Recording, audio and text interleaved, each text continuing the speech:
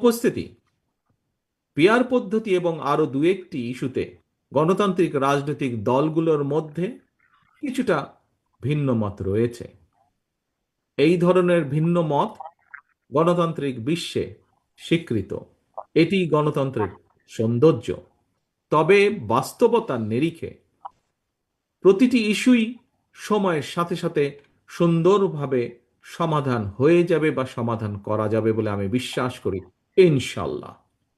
যার যারা আসন্ন নির্বাচনকে সামনে রেখে পরিস্থিতি ঘোলেটে করার অপচেষ্টা করছেন, এর মাধ্যমে আপনারা হয়তো নিজেদের অজান্তেই গণতন্ত্রের উত্তরণের পথকে বাধাগ্রস্ত করে তুলছেন। একই সাথে পতিত, পরাজিত, পলাতক স্বৈরাচার পুনর্বাসনের পথও হয়তোবা সুগম হচ্ছে যদি আমরা গণতন্ত্র উত্তরণের পথে শর্তের পর শর্ত আরোপ করতে থাকি।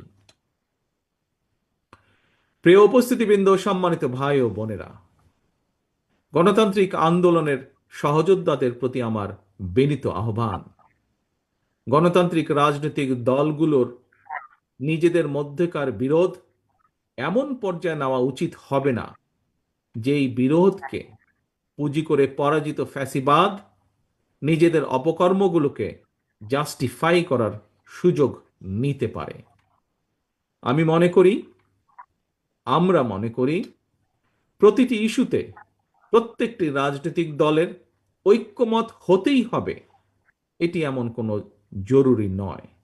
তবে অবশ্যই অবশ্যই স্বৈরাচার, পলাতক স্বৈরাচার বা ফ্যাসিবাদের যে পলাতক স্বৈরাচার বা যে পলাতক ফ্যাসিবাদ, তাদের পুনর্বাসন ঠেকানো কিংবা দেশকে তাবেদার মুক্ত রাখার মতন স্বাধীনতা, সার্বভৌমত্ব এবং জাতীয় স্বার্থ সংশ্লিষ্ট ইস্যুগুলোতে অবশ্যই ঐক্যমত এবং ঐক্যবদ্ধ থাকা অত্যন্ত জরুরি।